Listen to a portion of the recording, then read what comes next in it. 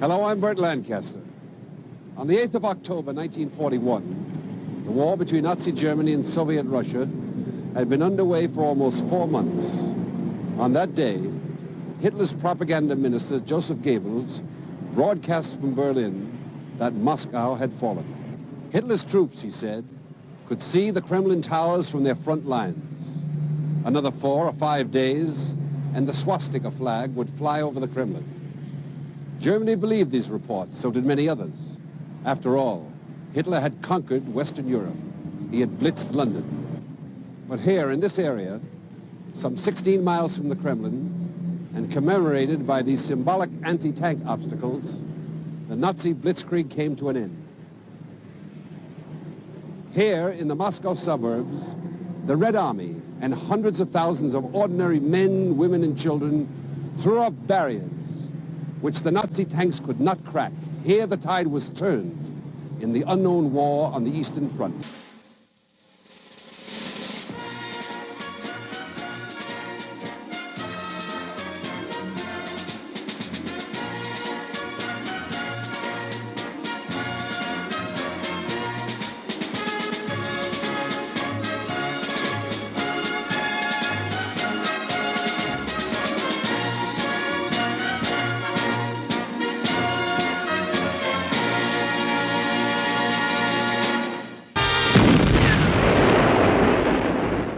When 1941 began, Nazi Germany bestrode Western Europe with no opponent but England.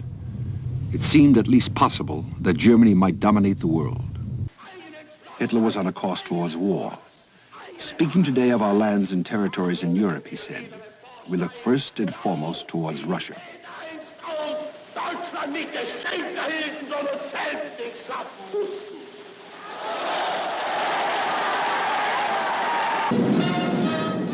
Hitler's principal ideologist, Alfred Rosenberg, had already worked out his plan for the East.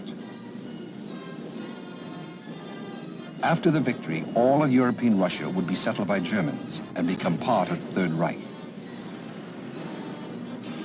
The people already there, the Russians, millions of them, would be killed or removed. On June 21st, 1941, Molotov asked the German ambassador in Moscow to explain the rumors of war. Unaware of Hitler's plans, the ambassador reassured Molotov that the German intention was peace. June 22, 1941, one day later. The attack had begun at 4 a.m.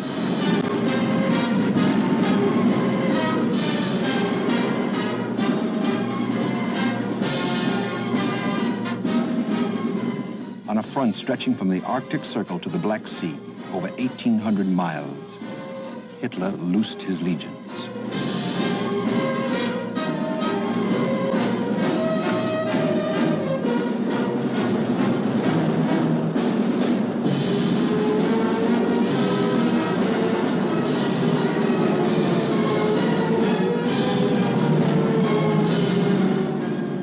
The strike had the weight of 190 divisions, 5 million men, 47,000 guns and mortars, 4,300 tanks, almost 5,000 warplanes. The full murderous might of a highly advanced industrial nation, the blitzkrieg, the lightning strike. The German Army Group Nord was expected to conquer Leningrad in 4 weeks, by July 21st, 1941.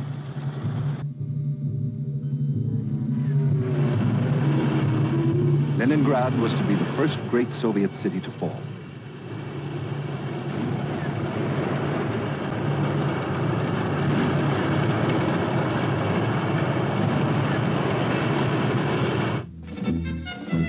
In all her long history, Leningrad had never been invaded.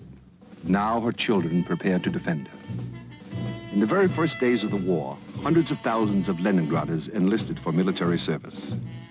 They were formed into units of Opolchenia, the home guard, ill-trained, ill-armed. More had volunteered, but could not be spared from vital war industry plants.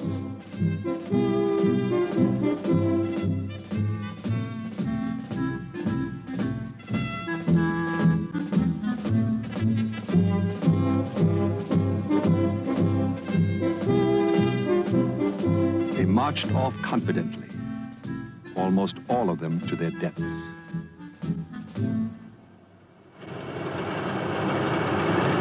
They were fighting for time to build defenses. A first line of defense was gouged from the earth at Luga, 125 miles west of the city. It would stop the Germans for a few weeks. There was a second line at Gacina, some 20 miles outside the city. The innermost line of barricades, 22 miles long, ran along the city limits. Leningraders would be able to walk to the front line, just a block or two from the last streetcar stop. The defense lines were built by men and women, many of whom were unused to physical labor. Many of them middle-aged, not a few of them in their late 60s and 70s. The white kerchiefs of the women made them easy targets. Low-flying Nazi planes took a heavy toll of the unarmed men and women as they labored in the fields.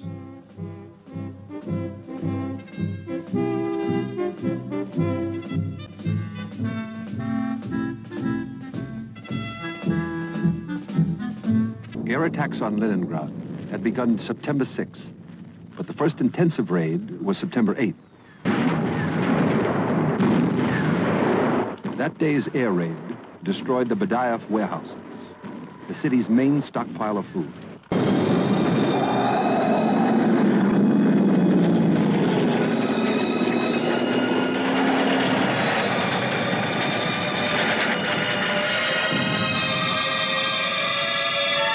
All across the Ukraine, Belorussia, the Baltic states, the streams of refugees gathered. Traveling by whatever means they could, stunned in fear of their lives, they knew only one direction, east, into the heartlands of Russia. They took with them whatever was most precious. Hundreds, thousands, tens, then hundreds of thousands, the streams became a flood. Stoically, patiently, they waited for their only hope of salvation along the railroads already being bombed and strafed by Nazi planes. In Moscow, the Soviet government had established an evacuation council by the third day of the war. It had to deal with a forced exodus of millions and reorganize an entire economy. One of the organizers was Alexei Kosygin, later Prime Minister of the Soviet Union. We had to withdraw for a period of time from the most developed areas of the country, for Russia traditionally grew from the west to the east, as, say, the United States started from the east coast. We no longer had our iron and steel in the south. We no longer had our main arable lands. The fascists overran our main coal source of the time, the Donbass.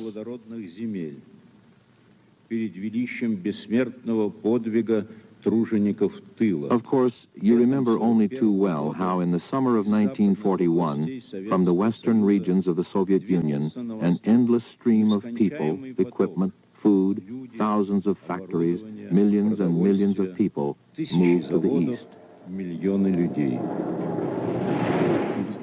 To dismantle assembly lines, strip down the machines, load them into ships and trains, factory after factory, with the sound of the guns drawing nearer and nearer.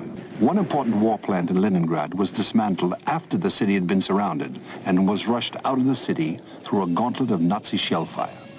The workers left Leningrad with the machines and were resettled in Siberia. They were back in almost full production in days.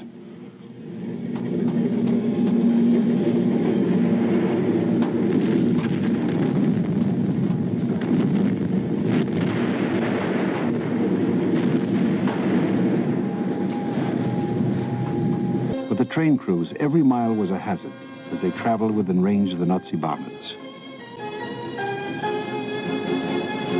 Closer to the front lines, the railroad men were even within reach of the German guns and any stray Nazi planes wandering the battlefield.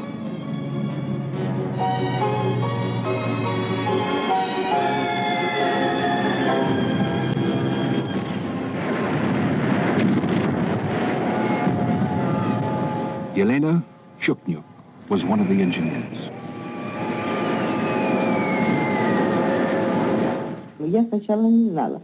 Думаю, ну что такое? Вот шатает вот так вот паровозы, вагон и все. А это через нас... The German front line had already reached Yefremovka station near Moscow by the time I got there. Then the engines started to shake. Large caliber shells were flying right over our heads. Shells that size created a vacuum, and the engine and coaches would shake back and forth. As I pulled into the station, I picked up speed. Then I saw the aircraft overhead. I thought, they're going to bomb us now, and I slammed on the brakes. The bombers had counted on my moving fast, and they missed me. All the bombs exploded ahead of me, and the train was safe. Sometimes, though, it didn't work that way. Just as I hit the brakes, they dropped the bombs. I think of that as my contribution to the war effort and to victory. At Stalingrad, I was burned all over when my train was hit. All the dresses I had with me burned, too. I had nothing to wear but my uniform.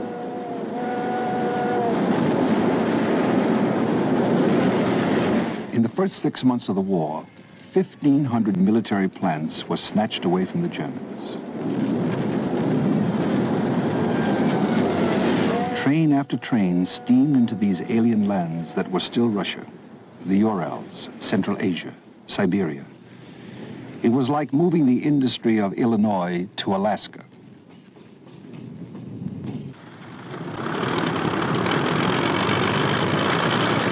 By now, the Nazi panzers were in trouble. Soviet resistance was stiffening all the time, and rain and sleet turned the country roads to mud. Goebbels announced a temporary halt due to weather conditions.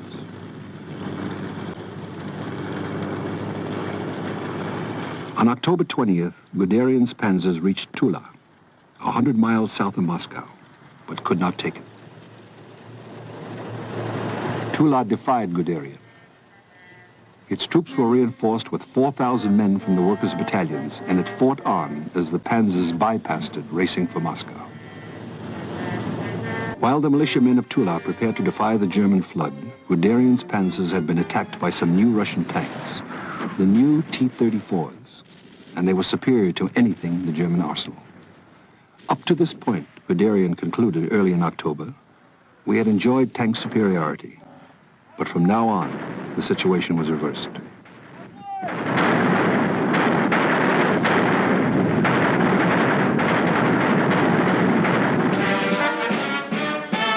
In one area, the German operations map showed obstacles at 2 military schools.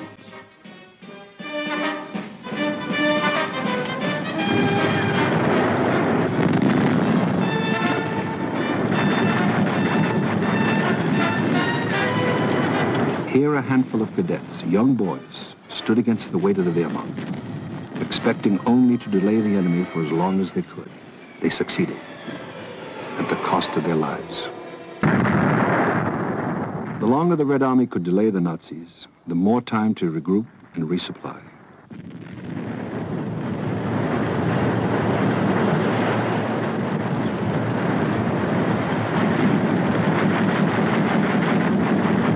Soviet strategy was to blunt the panzer's strength from their fixed positions, build up overwhelming reserves, then counterattack.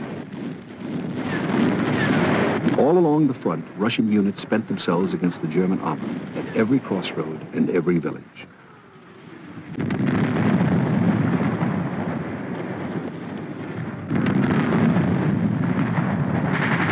One small unit had only 28 men left, but it accounted for 50 Nazi tanks. Its commissar was Vasily Klochkov. Russia is enormous, Klochkov said, but there's nowhere to retreat because Moscow is behind us. Hermann Goering announced, this year in Russia, around 20 to 30 million people will die from starvation. The population of some nationalities have to be reduced. It was called the New Order. Hitler thought the Russian people had no choice but to accept it.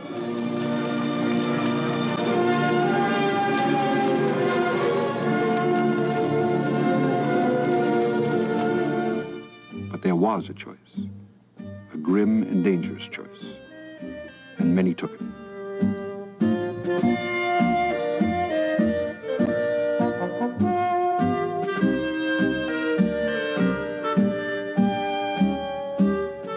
partisan movement was born. Stubborn, outraged, driven by love of country and home, the streams coalesced into a flood of resistance.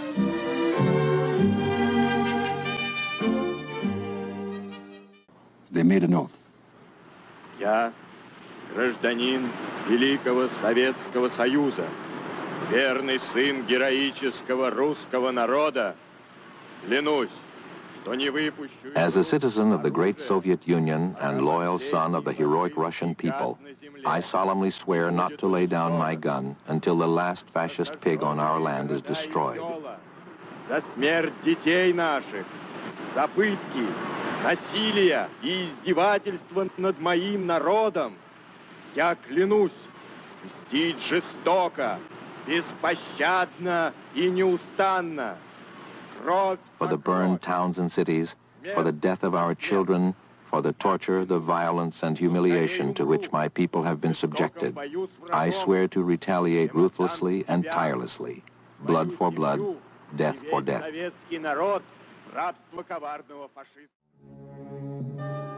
Overconfident, the Germans had not prepared properly for winter. Even less had they expected such savage, hidden enemies behind their lines.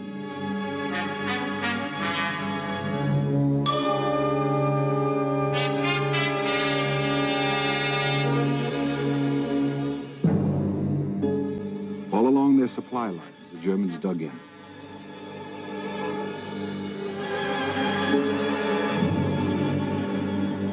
No Nazi was safe. The night belonged absolutely to the partisans. By day, they made sudden, devastating raids. And then they vanished. In 30 below zero cold, the partisan bands roamed Belorussia and the Ukraine. At first, hundreds of them. Then, thousands. The winter had come early in 1941, and it would be severe. It added to Leningrad's trials. In December, the streetcar system ground to a halt. For Leningraders, in those bitter days of 1941, everything was at stake. Life, honor, happiness. They and the city they loved would be judged by how they responded to this mortal challenge. The city water mains froze solid. Pipes burst in apartments. Water had to be hauled from holes chopped in the ice of the Neva River. Blockaded, Leningrad had hardly enough food to sustain life. Bread was made from wood cellulose and the dust from flour mills, mixed with cottonseed cake, as bitter as quinine. The ration was 2 slices a day, 4.5 ounces.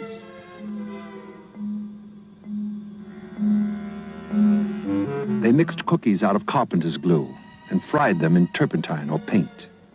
By now, people were scraping the wallpaper off their walls to eat the paste.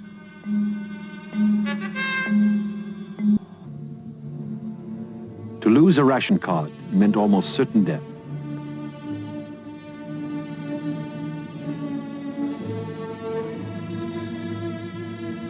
In November, the hunger deaths began. They would reach a total of more than 600,000 before the siege ended. The elderly went first, quietly. Men died before women, then teenagers.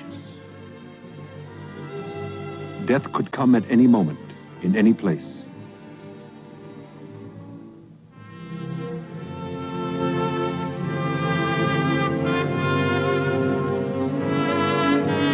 Even to infants, gone before they had a chance to live.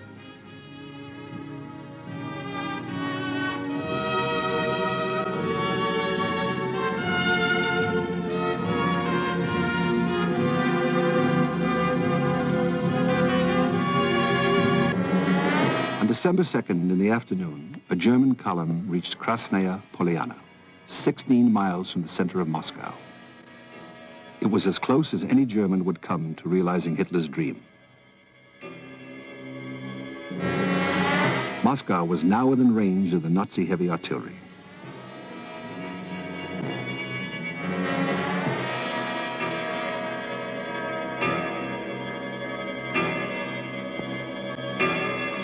The Germans stayed in Krasnaya Polyana for less than a day. Russian tanks and factory workers fighting as infantry drove them out.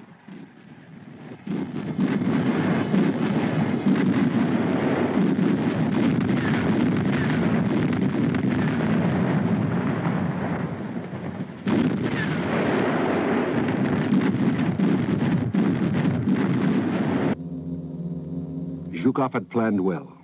On the night of December 4th, along the whole length of the 200-mile northwestern front outside Moscow, the Red Army went on the offensive with 100 divisions. Within 48 hours, the entire center of the German army was under heavy pressure.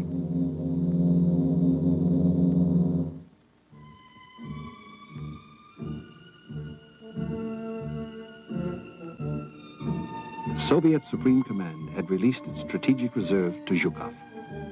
They were the divisions from Siberia, fit, strong, fresh, superbly trained.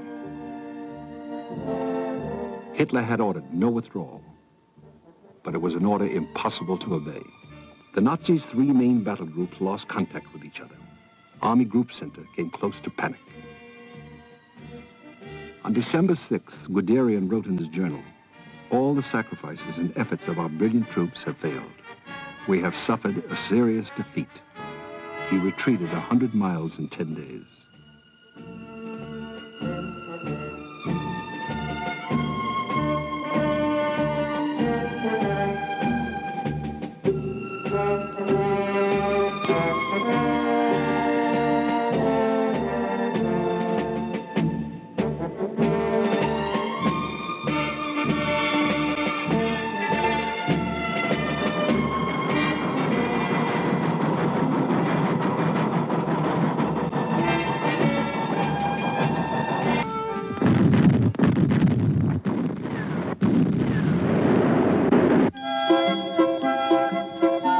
Christmas parties in Leningrad were held in bomb-proof shelters.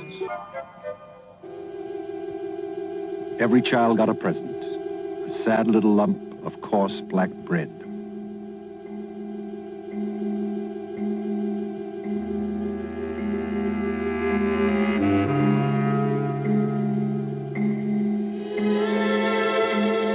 In Russia, heirs to the outcome of this titanic struggle.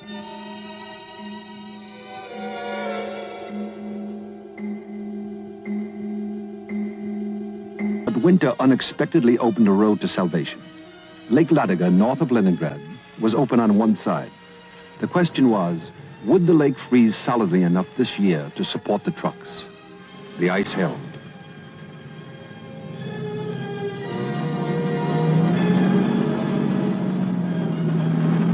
The convoys brought food in and took people out. The Leningraders began to call it the Road of Life. But it took 3 days of convoys to supply Leningrad for a single day.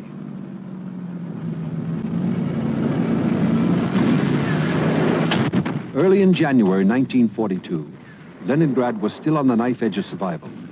Never had the city been closer to starvation. It was the most frightful period of the siege. But what did come in saved many lives.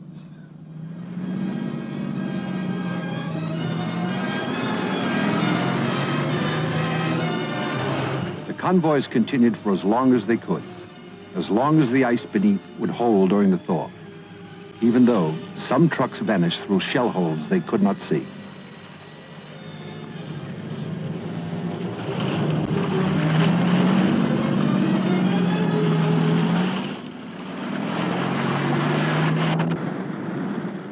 On April 5th, 1942, the Führer issued his basic battle plans for that year's major campaign of force on the southern front towards Stalingrad and the Caucasus. The Nazis employed 74 of their 217 divisions on the Eastern Front, a total of about 1 million men, supported by 1,500 airplanes of the 4th Air Force.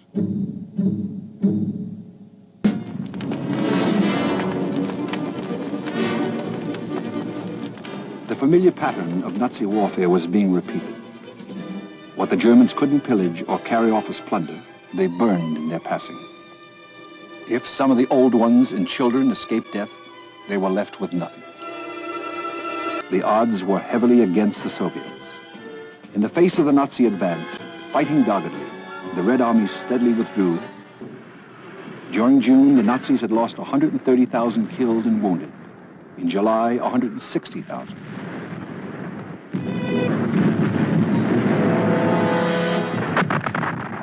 On July 28th, Stalin had ordered, not one step back.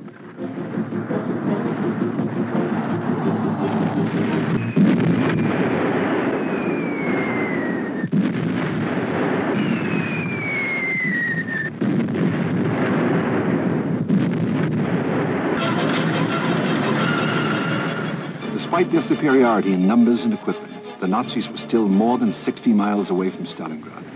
It would take them 2 months to cover the distance. In August, the Nazis lost nearly 260,000 men. On September 13th, the Germans managed to break into the city proper.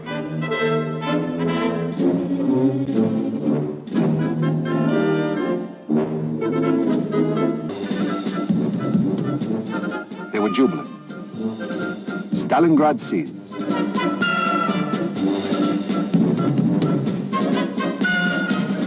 Goebbels announced the demise of the city named after Joseph Stalin. The letters home were exuberant. Today I wrote to Elsa, we shall soon see each other. All of us feel at the end, victory is near. For many of them, the end was very near.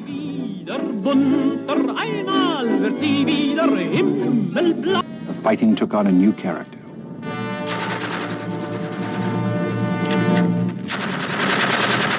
Whereas previously the course of a campaign could be measured in miles, in Stalingrad, progress was measured in yards.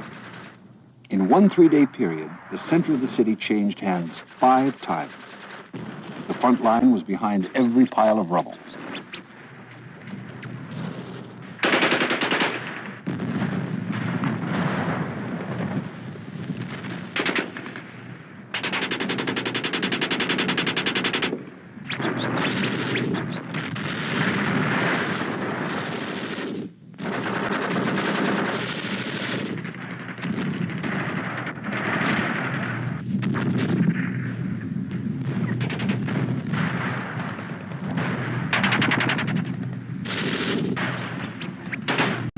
Stalingrad was a general's nightmare. The streets had been so cratered and filled with debris that tanks could not maneuver. There could be little air support. Situations changed so rapidly that artillery was useful only at point-blank range. The lines were only a hand grenade throw away from each other, sometimes as close as different floors in the same house. Often the fighting was hand-to-hand.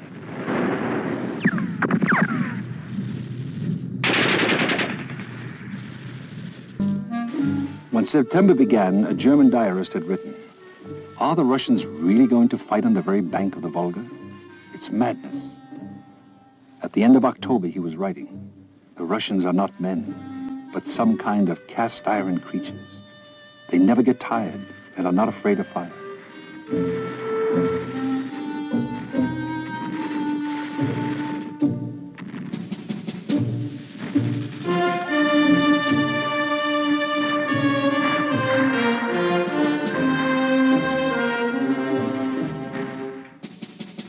Took an oath over their dead comrades. "We swear to the last drop of blood, to the last heartbeat, we shall defend Stalingrad." By the end of October, the city was cut in half. The Soviet positions had shrunk to a few pockets of stone, nowhere more than 300 yards deep. General Churikov exhorted, "Act more ruthlessly with your grenade, your Tommy gun, your dagger, and your spade."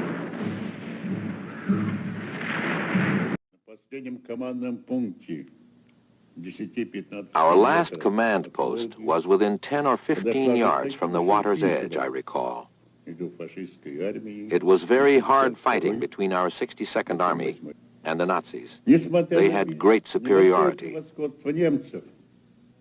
"There is no land for us behind the Volga," said Vasily Zaitsev, the sniper, giving Stalingrad a motto.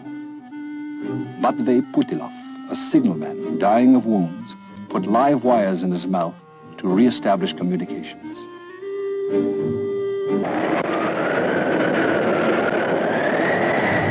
At the beginning of the winter, 1942, Von Paulus's 6th Army at Stalingrad was stuck fast.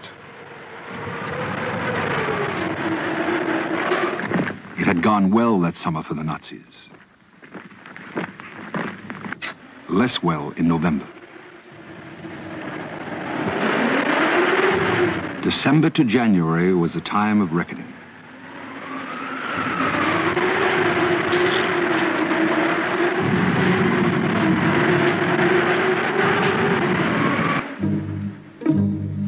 The defenders of Stalingrad had survived assault after massive assault by the Nazis.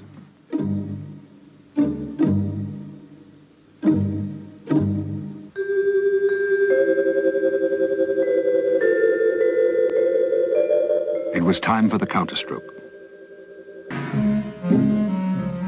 It was a simple concept. A coordinated drive against the Romanian armies on von Paulus's flanks to pin his 6th Army against the Volga.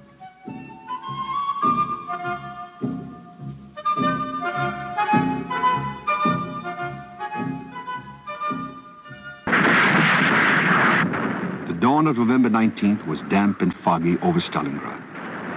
At 6:30, the weary Soviets heard from their strong points in the rubble a distant thunder. Vatutin and Rokossovsky had opened their assault to the northwest.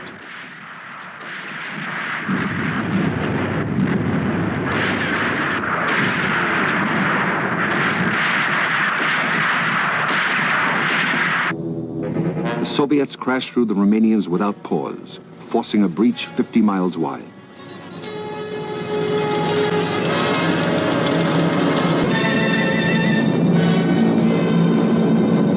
Next day, November 20th, Yeremenko's armies lunged forward south of Stalingrad, overwhelming the Nazi defenses and created an opening 30 miles across.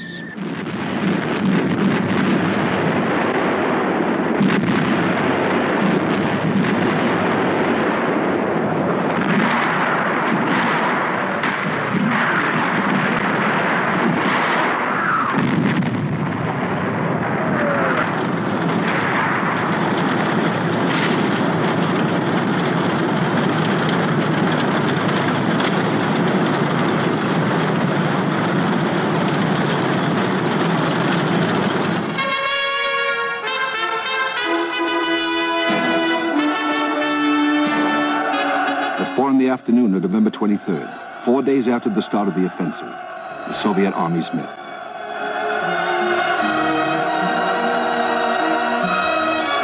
Trapped inside the ring were 22 Nazi divisions, infantry and panzer, 300,000 men.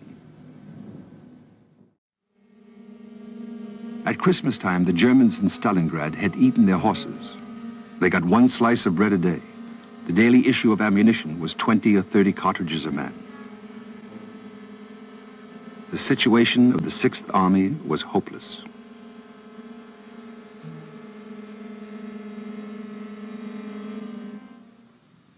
Two days later, January 10th, the Red Army attacked from the west to link up with the 62nd Army, still fighting from its bunkers on the Volga bank. On January 31st, von Paulus surrendered.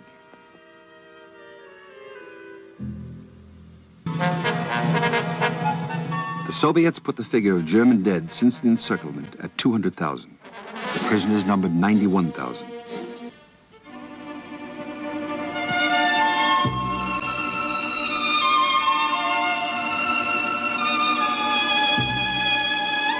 It was safe to leave their shelters now. Safe for the civilians to take over the battlefield that had been their homes.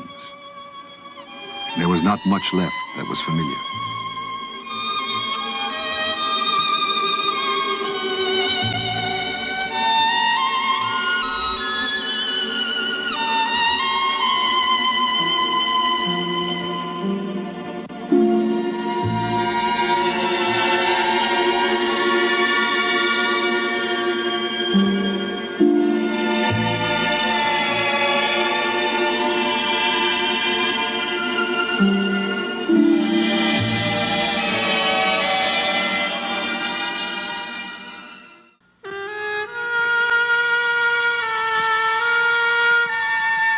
They were the children of war, many without homes, without families, all security stripped from them by the rake of battle. alone, silent, uncomprehending.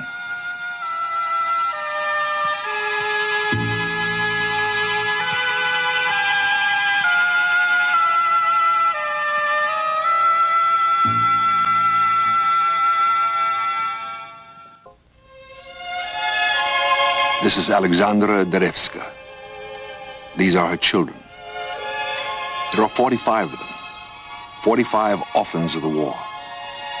Piotr, Nadezhda, Oksana, Nikolai, another Nikolai, Mikhail, Vera, Alexander, Pavel, Lubov, another Alexander, Fodor, Yelena.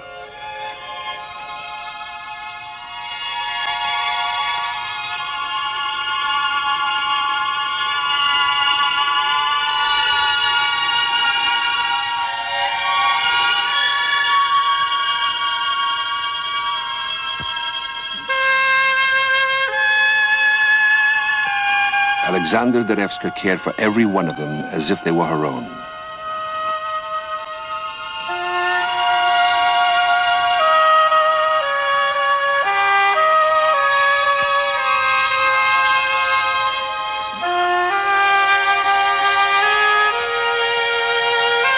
Mother, you are our conscience. We pray for you.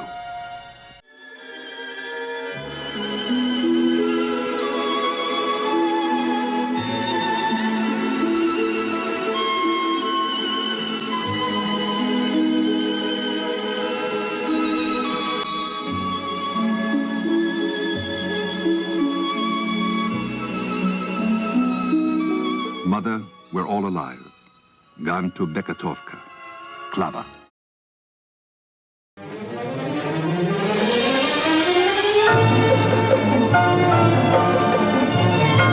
1943 began with an all-out Soviet offensive all along the front, from Leningrad to the Caucasus.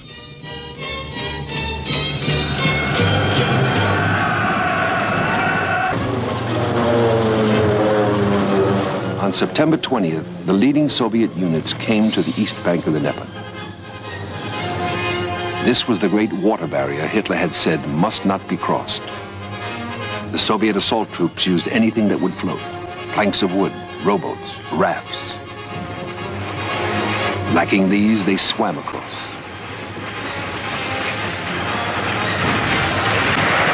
The Germans threw in everything they had to hold them off.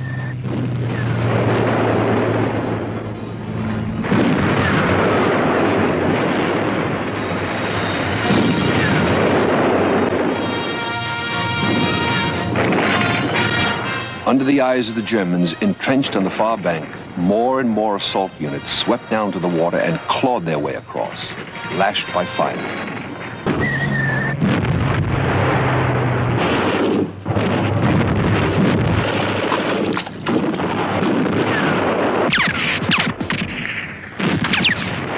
The Red Army pried von Manstein's weary divisions out of their makeshift defense line and shouldered them aside.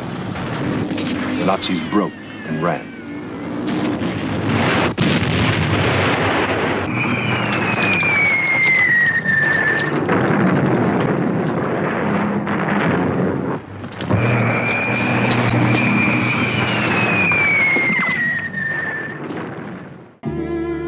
Occupied Polotsk, site of an orphanage.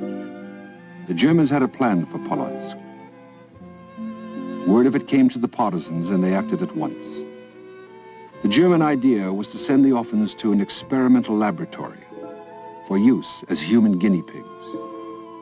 The partisans evacuated the children far to the rear by the fastest means available.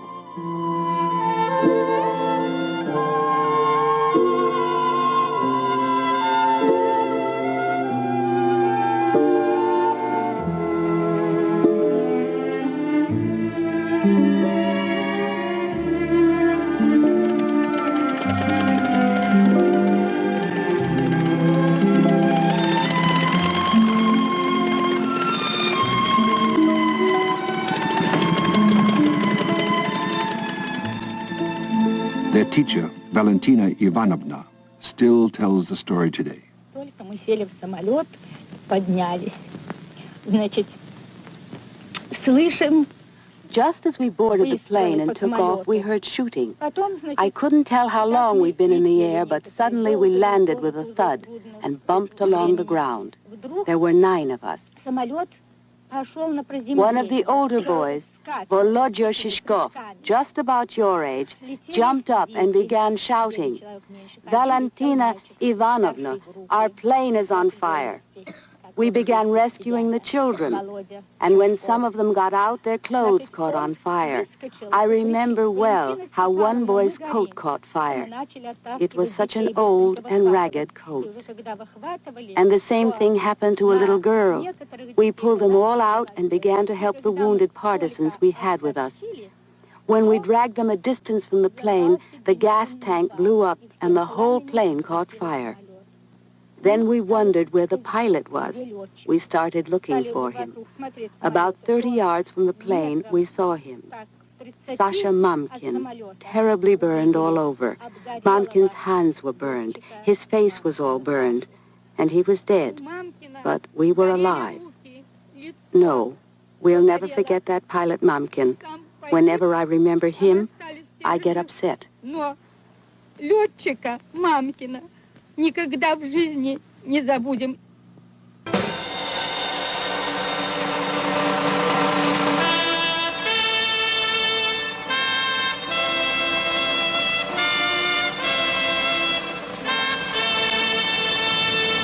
(1944) was the beginning of the end for the Third Reich. Its debts were coming due.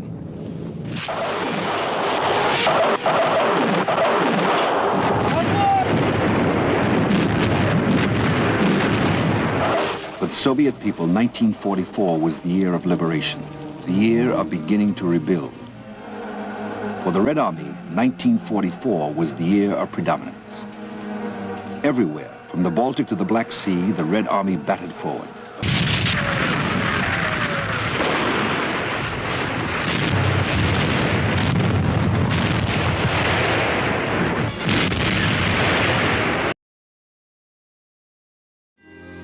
A memorial in the ancient city of Novgorod, marking 1,000 years of Russian culture. Hitler determined to annihilate Novgorod, to melt down the bronze of the city's treasures for the factories of Germany.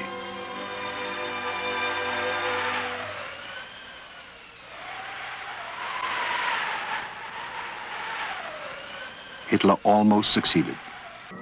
In 1944, Hitler had told his troops, "None of the historic or artistic treasures of the East are of any importance."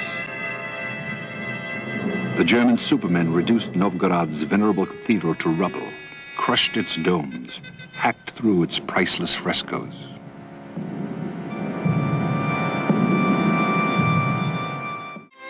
The toll in lives and property had been unimaginable.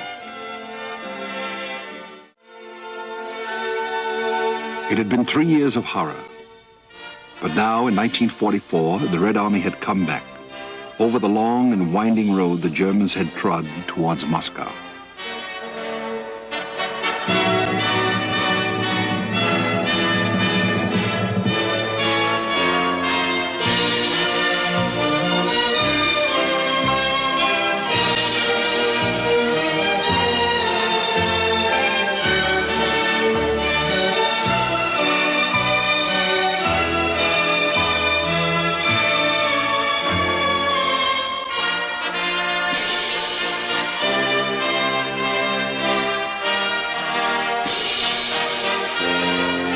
Fortress Smolensk had been freed, and now Novgorod. Hitler had conquered other cities in days, other countries in weeks. Leningrad had defied him, invincible. Now she would reply.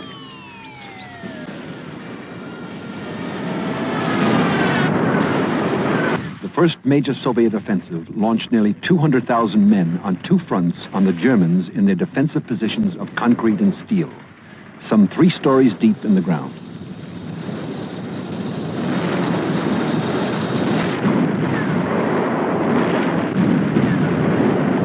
When the Russian pincers met, they had punched a corridor to the outside. Leningrad was no longer an island.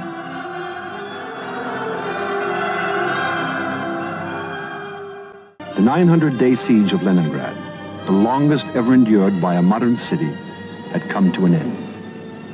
The Nazis had left hundreds of thousands of Leningraders homeless, destroyed 526 schools, 101 museums, 71 bridges, 1,000 factories, inflicted $80 billion worth of physical destruction, taken 1 million lives.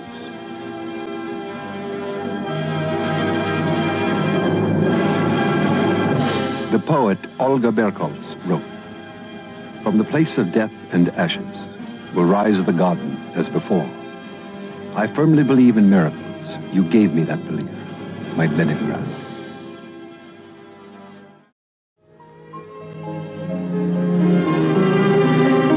No disaster ever visited on a city exceeds in magnitude or intensity the suffering of those 900 days.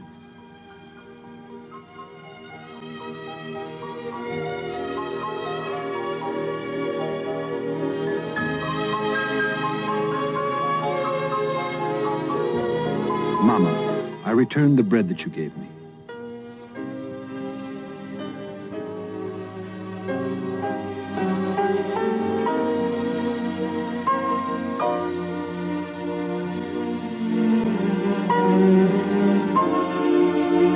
The mothers recall what they lost, the young, the innocent, the brave.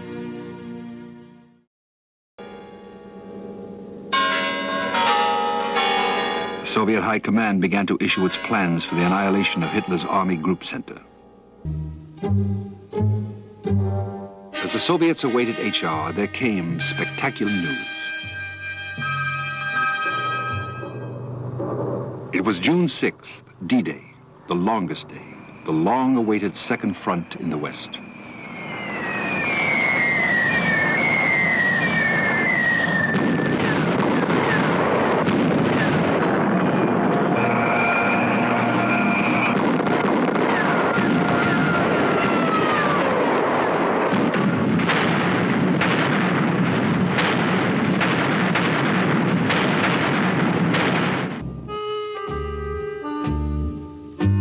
Nearly 1,500 miles away, the Red Army was poised for its own hammer blow.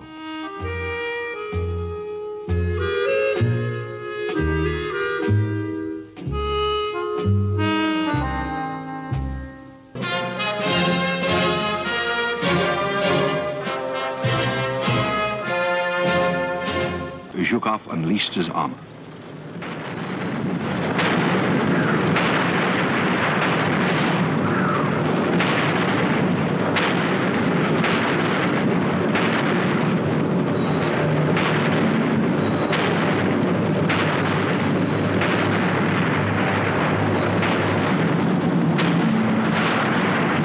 Zhukov's power was fearsome. The threat was so great that despite the Second Front in Normandy, all available German troops were hurried to the east. Under the savagery of the Soviet attack, the Nazi defenses crumbled overnight. In 6 days, Zhukov had torn the German line to shreds.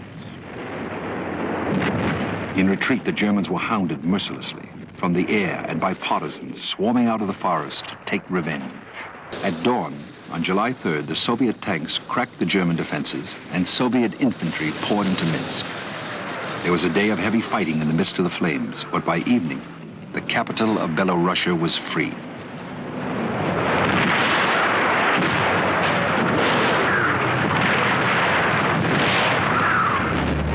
Hidden in the ruins, the Germans had left thousands of delayed action bombs, mines, and booby traps.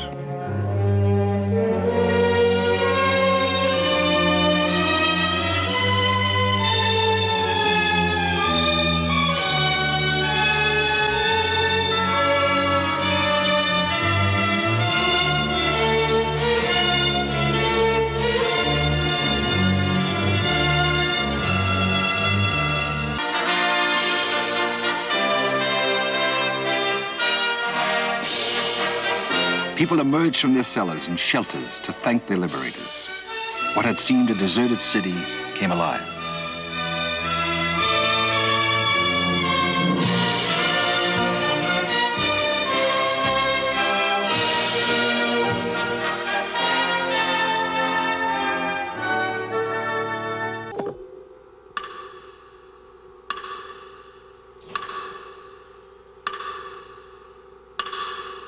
The magnitude of the defeat inflicted on the Wehrmacht was reflected in the faces of its former soldiers.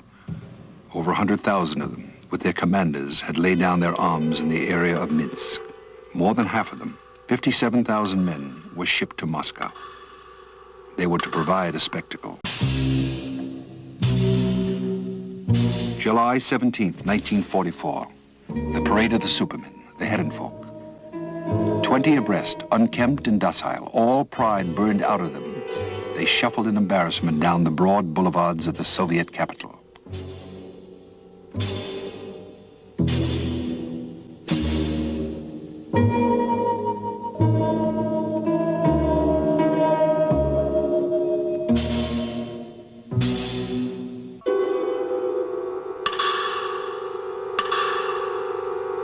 It was one of the strangest events of the unknown war.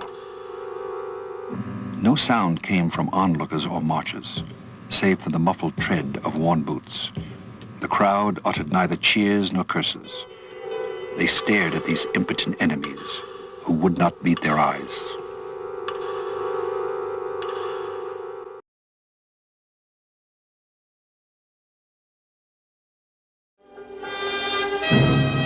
General Weidling, commander of Berlin, gave himself up at 6 o'clock in the morning on May 2nd.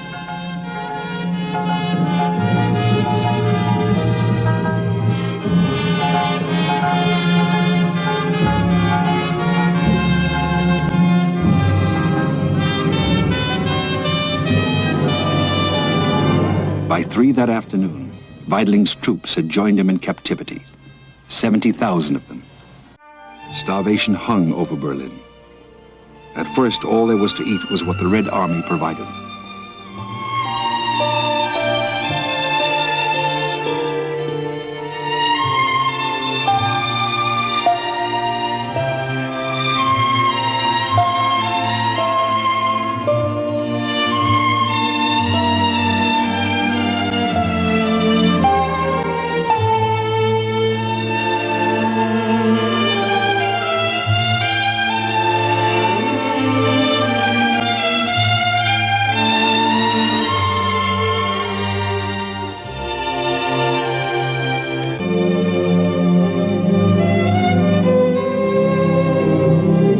Zhukov appointed General Berzarin commandant of Berlin. Berzarin's first orders were for food supplies.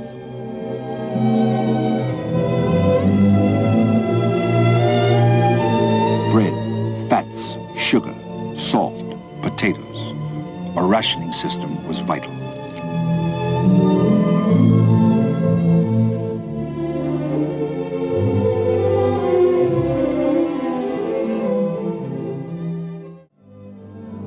The Soviets settled down to their occupation of Berlin.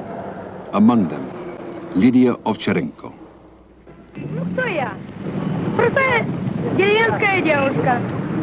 Who am I? Just an ordinary country girl. I finished high school, then the war began.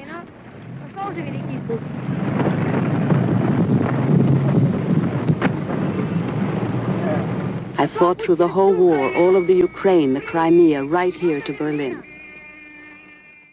They did not see themselves as heroes. They had a cause, to save their country and their loved ones. They just kept to the road, and it brought them to victory.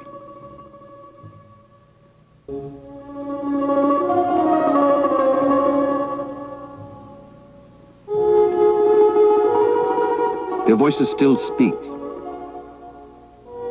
Not long ago, some school children in Belarusia found a spent cartridge. There was a note inside. There were 3 of us left out of the battalion, and now there are 2.